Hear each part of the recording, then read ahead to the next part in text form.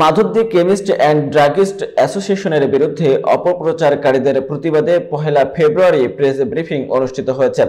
বিস্তারিত থাকছে মঞ্জুরুল আলমের প্রতিবেদনে।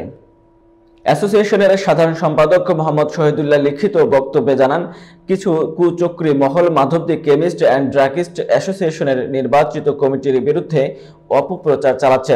তিনি বলেন, নির্বাচন প্রক্রিয়া সুষ্ঠু ও স্বচ্ছ ছিল, তবে পরাজিত পক্ষ অবৈধ কমিটি দাবি করেছে, যা তারা মেনে নিতে পারছে না। শহীদুল্লাহ আরও অভিযোগ করেন, কয়েকজন বাহির থেকে ঔষধ সরবরাহ করলেও অ্যাসোসিয়েশনের লোকজন মালামাল আটক করে। এর জেরে উভয় পক্ষের মধ্যে অশান্তি সৃষ্টি হলে অপপ্রচার চালানো হয়। তিনি স্পষ্টভাবে জানান, বিএনপি ও ছাত্রদলের কোনো ব্যক্তি এই ঘটনায় জড়িত নয় এবং প্রশাসনের কাছে সুষ্ঠু তদন্তের আহ্বান জানান।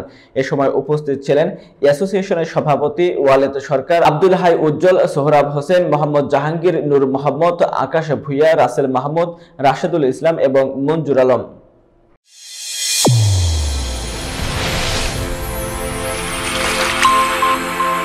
চ্যানেল A1 হৃদয়ের স্পন্দন।